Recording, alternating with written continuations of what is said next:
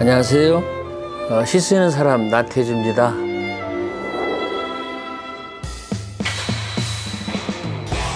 내가 만약에 시를 쓰지 않았더라면 나쁜 인간이 됐을 것이고 죽고 싶었어요. 포기하고 싶었어요. 세상을 다 망가뜨리고 싶었어요. 요즘은 제가 조금 미저 같아요. 왜 내 책만 나가는지 좀 미안하네.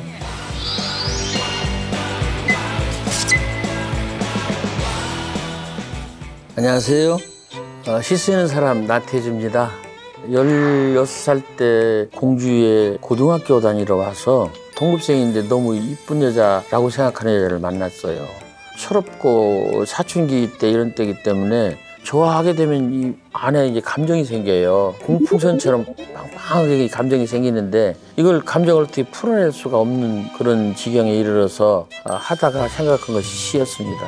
연애편지를 한번 쓰긴 썼는데 편지를 그 여자 아버지가 받아가지고 다시는 편지를 쓸 수도 없었고 그래서 편지 대신 시를 썼어요. 그래서 나한테는 시가 연애편지를 쓰는 거다. 그때는 한 사람한테 연애편지를 썼는데 그 뒤로는 세상 모든 사람들한테 보내는 연애편지가 나의 시다 이렇게 생각하면서 시를 쓰고 있고요. 그리고 시인은 이 세상 사람들의 감정을 보살펴주는 서비스맨이다. 그런 역할을 해야 된다고 생각해요. 도계청청 산꼭대기에 올라서서 내가 시인이니까 올라와라 이런 시인의 시대는 지났다고 생각합니다. 독자들이 힘들고 지치고 어렵고 하소연하고 그러면 내려가서 같이 만나주고 얼마나 힘드냐 내가 옆에 있다 같이 가자 좀 기다려볼 수 없냐 이렇게 서로 위로하고 부추겨주고 응원하고 그러면서 살아야 되는 것이 시인의 운명이고 살 길이라고 생각합니다. 제가 볼 때 그 시를 쓰게 하는 원동력이 몇 가지 있는 것 같아요. 첫째는 그리움입니다. 두 번째는 호기심이에요. 세 번째는 사랑이에요. 이 세 가지 원동력이 굉장히 중요하다고 그럽니다. 나이가 들어서 시인들이 시를 오래 쓰다가도 중간에 멈추는 것은 호기심이 사라져서 그래요. 이 호기심은 아이들의 특성입니다. 근데 나이가 들으면 호기심이 사라지죠. 근데 저는 참 감사하게도 지금도 호기심이 있어요. 두 번째는 그리움. 그리움은 나한테 있었으나 사라진 것이 그리움이라고 생각해요. 회복되기를 바라고 기다리고 하는 그런 마음. 이게 그리움인데 그런 그리움이 저한테는 아주 뿌리 깊게 있었고 세 번째는 사랑. 사랑은 현재 자기에 있는 주변에 있는 이미 내 옆에 있는 이런 것들을 아끼고 좋아하는 마음이에요. 근데 더 중요한 것은 열정입니다. 이 아까 얘기한 그리움, 호기심, 사랑을 유지시켜주고 발전시켜주고 지속시켜주고 좀 더 상승하게 도와주는 힘을 갖고 있는 에너지가 열정입니다. 열정이 없으면 부부싸움도 안 해요. 열정 때문에 하는 거예요. 여행을 떠나는 것도 연구하는 것도 연애하는 것도 사업을 이렇게 매진하는 것도 열정 때문에 그렇습니다. 그래서 열정 이것이 중요하다고 생각하는데 저한테는 나름대로 그런 것들이 있어서 계속해서 시를 쓰게 하지 않았나. 그리고 저는 그 시를 안 썼으면 이 인간이 정말로 쓸모가 없을 텐데 책도 내고 사람들하고 소통하고 만나서 이야기하고 이게 얼마나 감사한가. 그래서 저는요 시인이 유명해야 되는 게 아니라 유용해야 된다. 유명한 시가 아니고 유용한 시가 돼야 된다고 생각해요. 힘들고 어렵고 지치고 답답하고 그런 사람들한테는 위로가 되고 축복이 되고 기쁨이 되고 악수가 되고 꽃다발이 되는 그런 시가 돼야 된다고 생각합니다. 특히 그 학생들하고 만날 때 많은 느낌이 있어요. 오히려 내가 얘기를 하러 갔는데 느낌으로는 애들한테 더 많은 얘기를 듣고 더 많은 것을 받을 때가 있어요. 용인에 있는 어떤 대학을 간 적이 있어요. 대학 1학년 새내기인데 저를 보고 그래요. 작가님의 봄은 어땠어요? 이렇게 묻더라고요. 1학년 새내기의 그 질문을 받고 느낌이 아득하더라고요. 뭐라고 답변하지? 그래서 제가 말을 했어요. 네가 내 옆에 와 있으므로 나의 봄은 현재 진행형이 아닐까? 이 얘기는 네 자신이 봄이다. 그렇기 때문에 나도 봄이다. 이런 얘기를 한 거예요. 그랬더니 얘가 얼굴이 뻘뻘해 하더라고요. 그래요? 그래서 갔어요. 근데 그 작품을 나중에 이제 50년 기념 시집에다가 제가 넣었어요. 근데 그 친구가 그걸 읽어서 나한테 이메일을 보냈어요. 제가 얘기한 그걸 시로 쓰셨더라. 그걸 읽었다. 그러니까 이게요, 몇 바퀴를 돌아서 이게 내 마음이 가고 또 그 마음이 오고 다시 가고 이러니까 그런 것들이 저한테는 엄청난 감동을 줍니다. 네.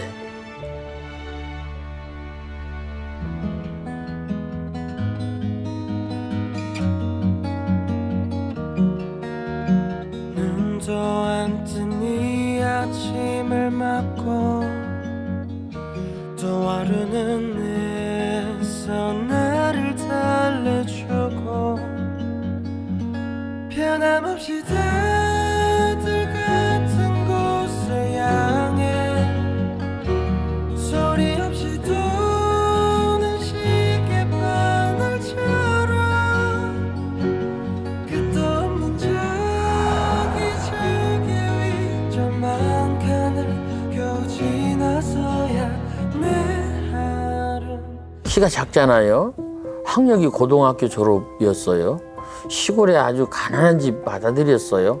자동차가 없었어요. 그러면 결핍이 아주 뭉쳐진 거예요. 그래서 저는 이 결핍을 어떻게든지 좀 바꾸는 그런 것이 제 삶의 목표였습니다. 시골에 살았습니다. 시골의 삶으로 도시 사람들한테 늘 이제 좀 짜부라들었지요. 그렇지만은 나는 그렇게 생각하지 않았어요. 영국 말에 이런 말이 있어요.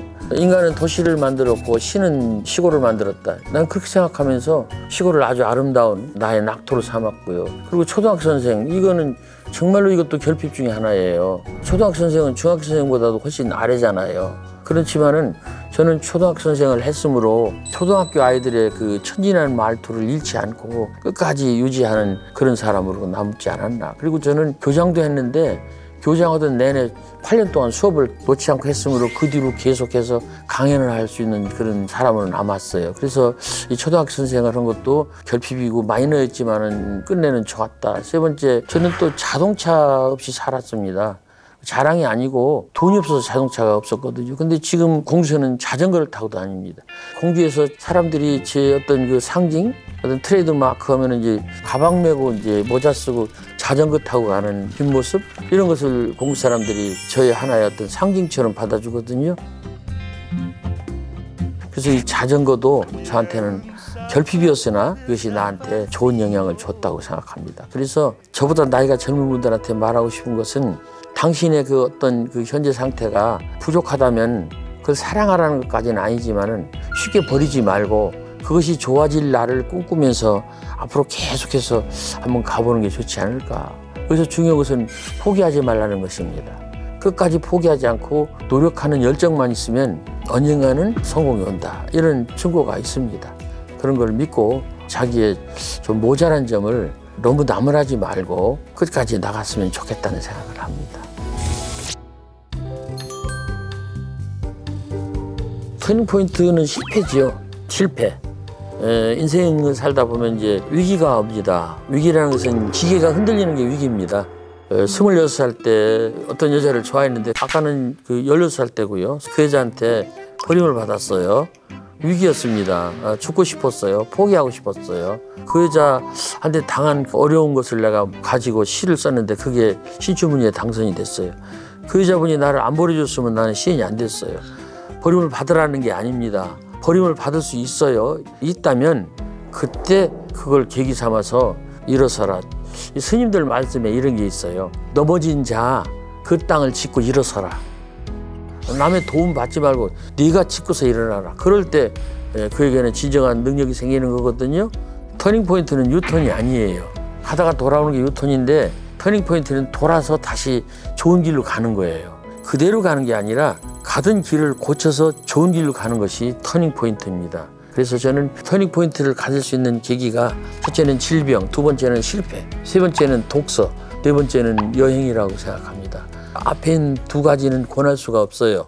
그러나 권하고 싶은 것은 여행과 독서를 말하고 싶습니다. 독서는 자기 삶을 떠나서 저자하고 대화하는 겁니다. 그리고 여행은 낯선 자연과 문명 또는 사람의 모습, 생활, 다른 사람의 생활을 관찰하러 가는 거예요. 그런 걸 통해서 내가 진정으로 살아야 할 길을 고쳐서 가는 그런 좋은 계기가 될 것이라고 생각합니다.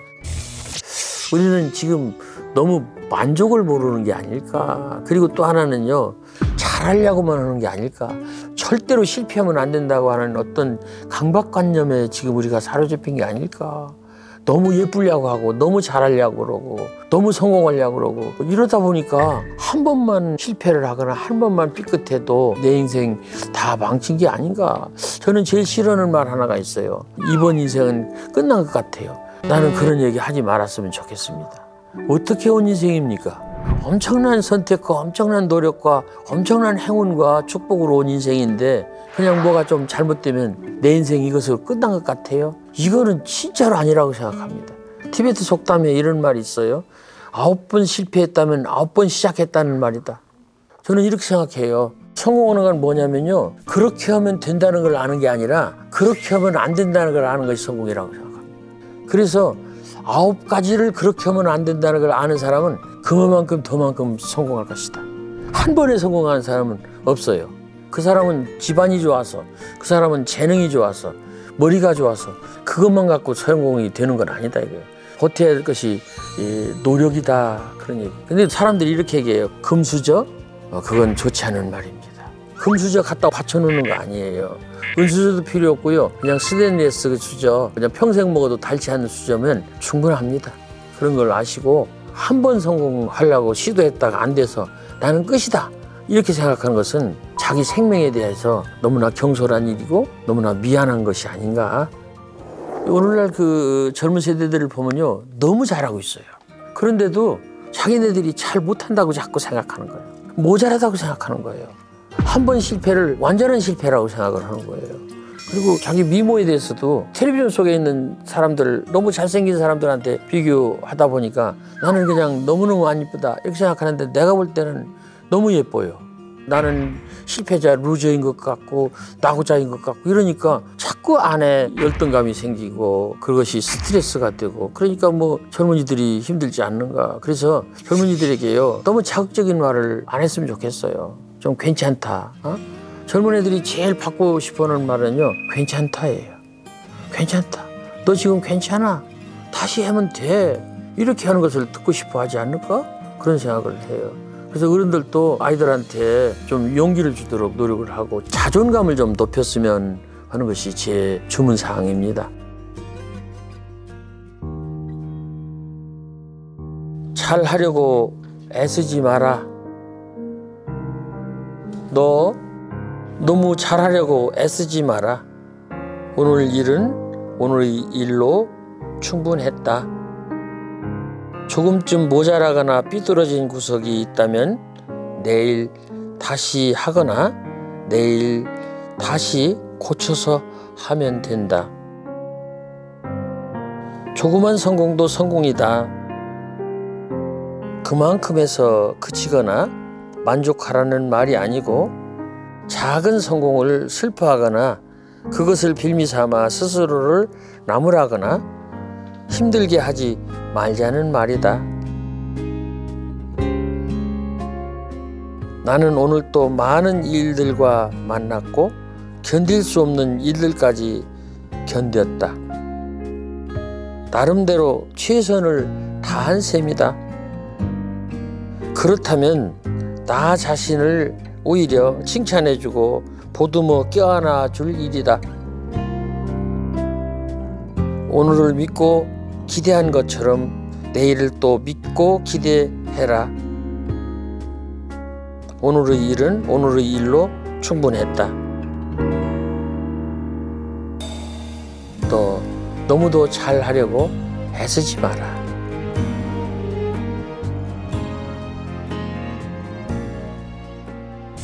지금까지 우리는요, 너 못하는 사람이야, 못 될래, 이렇게 물었고 그렇게 대답을 했어요.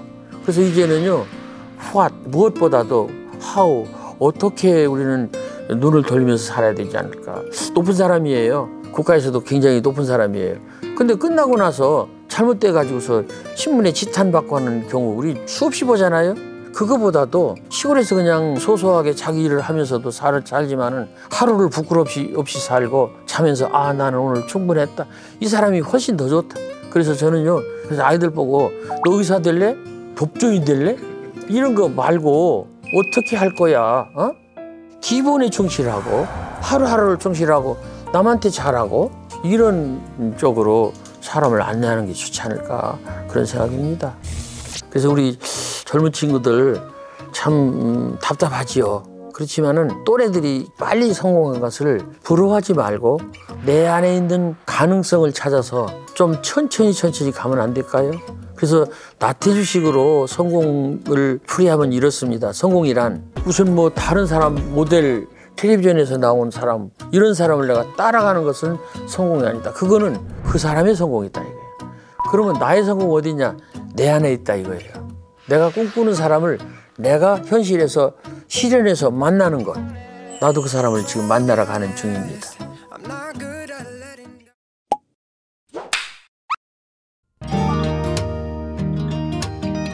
제가 그 사랑을 제대로 하지 못해서 사랑시를 쓰는 겁니다.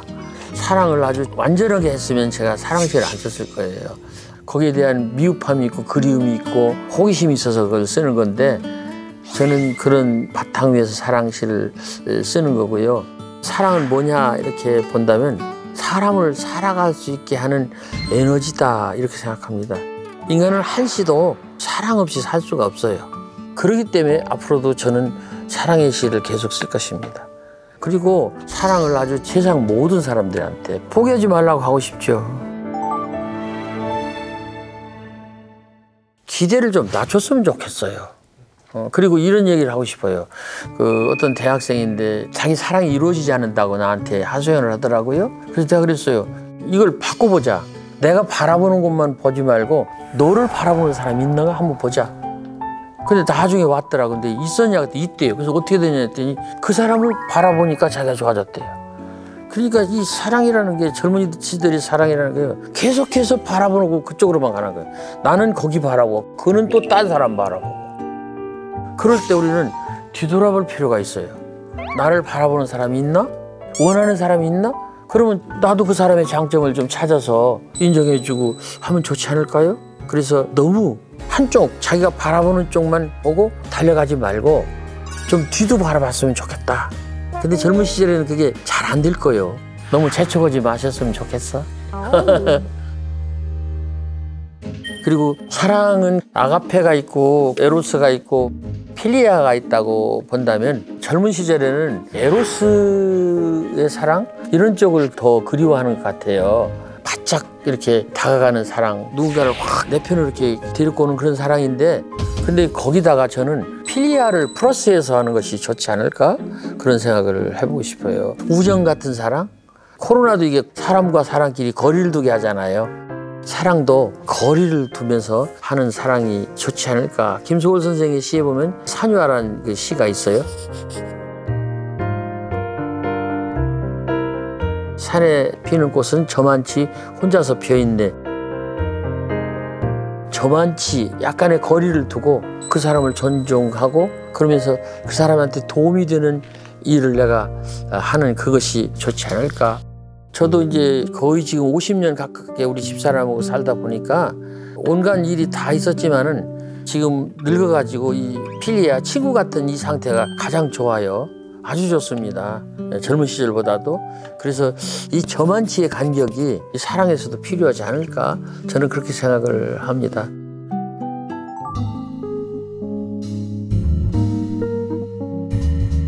모자라니까 내 시를 사랑하는 것 같아요.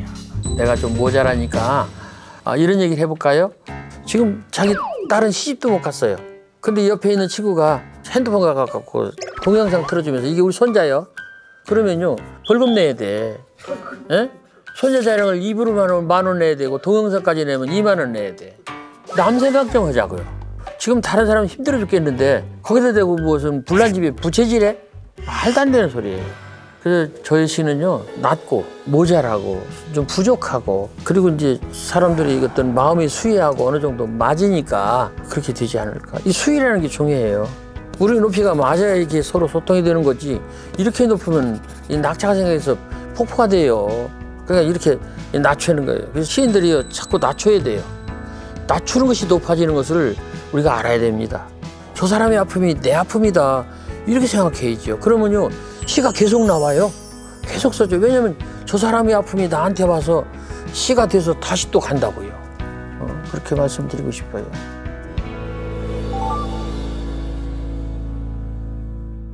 뭐 내가 너를 이런 시가 있어요. 내가 너를 얼마나 좋아하는지 너는 몰라도 된다. 너를 좋아하는 마음은 오로지 나의 것이요 나의 그리움은 나 혼자만의 것으로도 차고 넘치니까 나는 이제 너 없이도 너를 좋아할 수 있다. 근데 그 시는 30대 때 제가 중반에 쓴 막동리 소묘라고 하는 이름도 사람들이 기억하지 못하는 시집 속에 4줄짜리 시로 들어있던 시입니다. 근데 어느 날 보니까 그 시가 돌아다니더라고요, 인터넷에. 근데 4줄을 세계연으로 해서 인터넷에 올려가지고 사람들이 서로 이렇게 왔다 갔다 하더라고요. 이게 내 시 같긴 한데 이게 왜 이렇게 생겼지? 그리고 제목도 막동리 소묘, 그게 몇 번인가 이렇게 번호가 붙어 있는데 제목도 내가 너를 이렇게 했어요. 야, 이거 제목도 내가 안 붙였는데 근데 이게 독자들이 내 시 중에 풀꽃 다음으로 아주 많이 좋아하는 시입니다. 그러면 이게 내 혼자 쓴 시가 아니에요. 내 시를 독자들이 고쳐서 다시 쓴 거예요. 이게 중요한 겁니다. 본래 시가 독자들한테 있었던 거예요. 시가 본래 어디 있었냐면 세상에 널려 있었던 거예요. 내 마음속에 그냥 있었던 거예요. 그걸 찾아내는 거예요. 예를 들어볼까요? 벌꿀이라는 말이 있어요. 그런데 이 벌꿀이 본래 벌한테 있었던 게 아니에요. 그 꿀은 어디 있었냐면 꽃한테 있었던 거예요. 근데 벌들이 그걸 모아다가 벌통에 놓았기 때문에 벌이 그 꿀의 주인이 되고 그 이름이 벌꿀이 된 거예요. 누구도 그걸 꽃꿀이라고 안 하잖아요. 마찬가지입니다. 시는 이 세상 모든 사람 마음속에 꿀처럼 있었던 겁니다. 아주 조금씩 있었던 거예요. 그거를 시인이 모아다가 꿀통에다가 모아서 시집 속에 넣은 거예요. 그래서 시인의 시가 된 거예요. 그래서 어떻게 되냐, 이 꿀을 다시 시인들이 만드는 시를 돌려줘야 돼요. 그럴 때 이 시가 잘 살아남는 것이고 생명력을 얻는 것이 아니냐, 이렇게 말씀을 드리고 싶어요.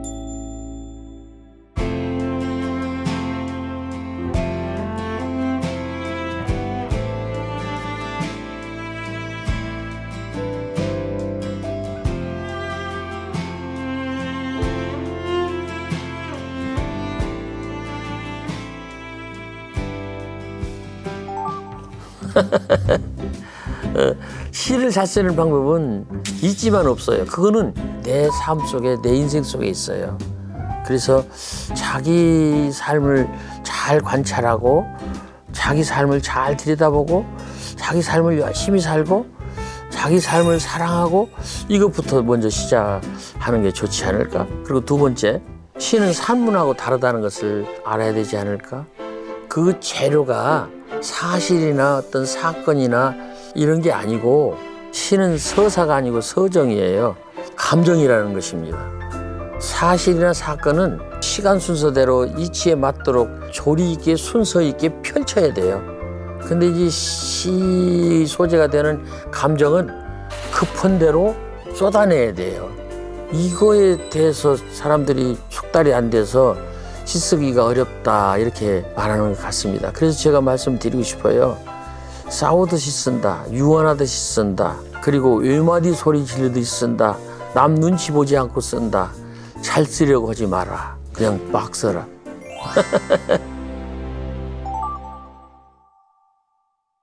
그거는 나도 모르겠어요. 나는 지금 시다운 시를 쓰지 못했어요. 이게 중요한 겁니다. 박목월 선생님도 여쭤봤어요. 선생님 시의 대표작이 나그네지요? 그러면 그분은 대가가 됐을 때도 그렇게 말씀하셨다고 해요. 나의 대표작 오늘 저녁에 쓸 기다. 시는 작정 없이 써지는 글이에요. 내 의지대로 써지는 것이 아니고 시가 나를 쓰게 합니다. 내 마음속에 들어있는 감성이나 영혼이나 저 밑에 있는 망각된 어떤 기억력이 되살아나서 나를 쓰게 하는 겁니다. 그게 주도권이 누구한테 있느냐? 나한테 있는 게 아니에요. 시한테 있는 거예요. 그래서 가능하면 시가 나한테 와주기를 기다리고 준비할 것입니다.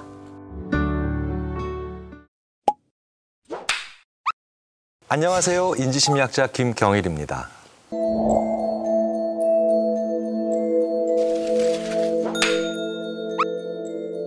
우리는 실패한 사람들의 책은 읽지 않습니다. 위인전이라고 읽죠. 루저전이나 실패전 읽어보신 적 있으세요? 없어요. 없습니다. 서점에 가면 성공 스토리 코너가 있지 실패 에피소드 코너는 없습니다. SNS를 봐도 우리는 이런 경향성을 충분히 살펴볼 수가 있죠. SNS예요. 자기가 멋지게 성공한 이야기는 정말 많이 씁니다. 하지만 자기가 실패했던 이야기는 거의 쓰지 않죠. 오히려 그 이야기는 꽁꽁 숨길 겁니다. 실제로 논문에 에일리 피스바 교수는 이렇게 써놨어요.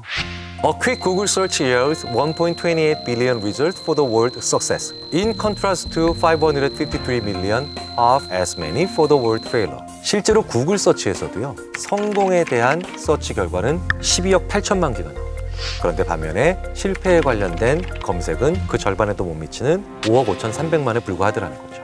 부정적인 뉴스나 실패를 많이 다룰 것 같은 신문 뉴스조차도 뉴욕타임즈를 살펴보면 성공에 대한 이야기가 훨씬 더 많더라는 거죠. 그런데 무조건 승자와 패자로 갈릴 수밖에 없는 스포츠 섹션에서조차도 이긴 결과가 많이 나오고 누가 졌느냐는 거의 나오지 않았다는 거죠. 그런데 인생을 살아가시면서 성공이 더 많으셨나요? 실패가 더 많으셨나요? 당연히 실패가 훨씬 더 많습니다. 그런데 우리는 실패담을 통해서 무엇을 배우려고 하지 않죠. 그래서 우리는 어떤 사람이 실패를 해서 역사 속으로 사라졌다, 사람들의 관심으로부터 멀어졌다, 이렇게 얘기를 하죠. 그러면 그 사람이 실패를 했기 때문에 우리한테 멀어졌을까요? 우리가 밀어냈을까요? 후자도 분명히 상당한 요인이라는 거죠. 바로 우리는 실패로부터 배우려 하지 않는다는 걸 너무나도 잘 꼬집어낸 연구, 제가 뽑은 올해의 연구이기도 하죠. 자, 이 엘리 피스바 교수 연구진은 미스테리 상자 실험을 합니다. 영국의 온라인 플랫폼인 프롤리픽을 통해서 100여 명에 가까운 참가자를 모집합니다. 그리고 이 사람들한테 세 종류의 상자를 보여주죠. 자, 첫 번째 상자는 80센트, 800원을 땁니다.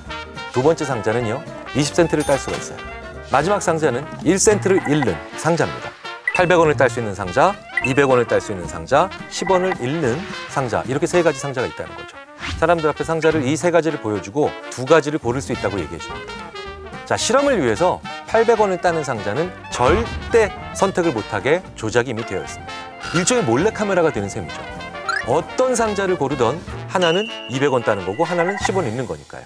자, 그런데 이 사람들에게 다음에 이제 이 방에 들어와서 실험에 참가할 사람들을 위해서 자기가 고른 두 개의 상자 중에 하나의 위치를 알려줄 수 있다고 얘기를 해줘요. 어느 걸 알려줄까요? 다음 사람을 위해서.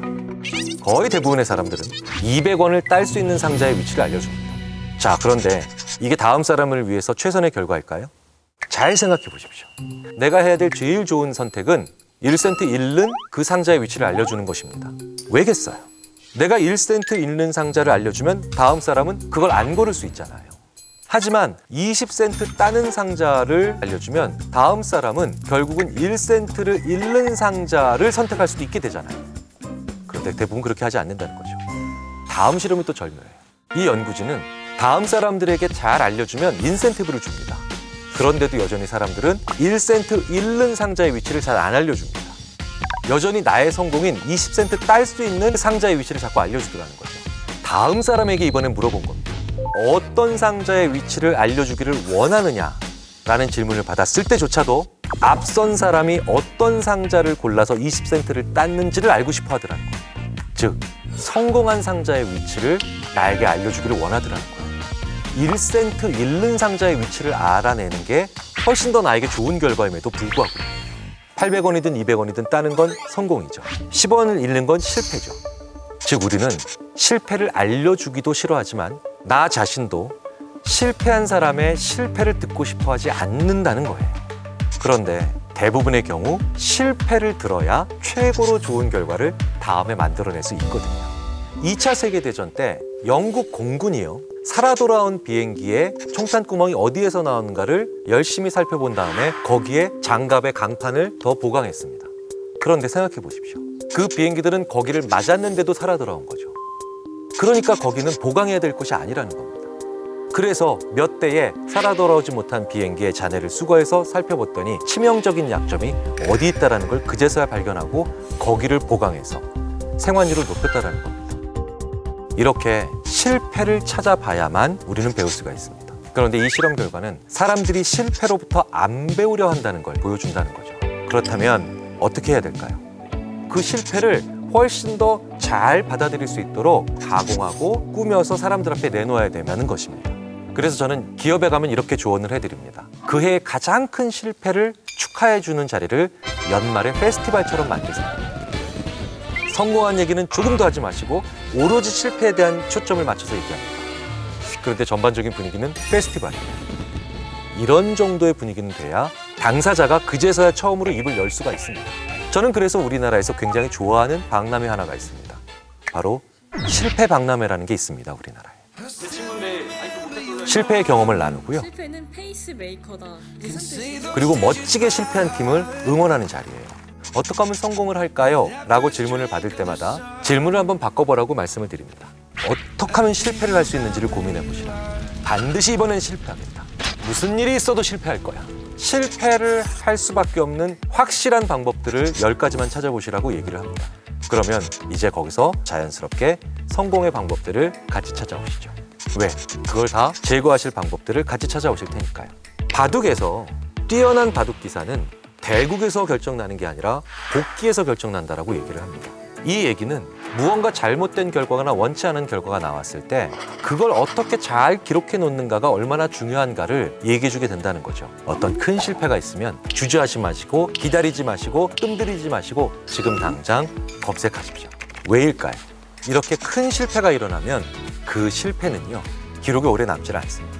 서버가 사라지고요, 기사도 쉽게 링크가 없어지거든요. 실패 사례는 즉시 찾아보시는 이런 습관 하나를 가져보시면 소중한 데이터베이스가 될 수도 있습니다. 대실패. 오늘은 굉장히 쓰라리고 안타깝고 속상하실지 모르겠습니다만 자세히 남겨놓는다면 반드시 좋은 성과를 만들어낼 수 있는 기폭제가 거기서 나올 겁니다. 지금의 어떤 뛰어난 업적도 결국은 예전의 실패를 제대로 보완하고 수정하는 그 작은 과정들이 모여서 만들어내는 누적된 결과물일 뿐이니까요. 바로 실패에 대한 기록으로부터 인간은 성장한다는 겁니다. 어떤 일을 잘하고 싶으신가요? 그러면 성공한 분들을 찾아가기보다는 오히려 그걸 가장 쓰라리게 실패한 분들을 먼저 찾아가셔서 그분들의 이야기를 들어보는 건 어떨까요? 그렇다면 그런 실패를 얘기하는 사람들을 비웃고 처벌하며 조롱하는 문화가 되는 건 좋지 못한 사회적 분위기를 만들겠죠. 오히려 그런 걸 과감히 꺼내고 그런 스토리를 발굴해내면서 실패를 소중한 경험으로 나눌 수 있는 그런 자리를 만들면 나눠주는 사람은 더 성장하고 그리고 그것을 받는 우리들은 더 효율적으로 살아갈 수가 있게 될 겁니다.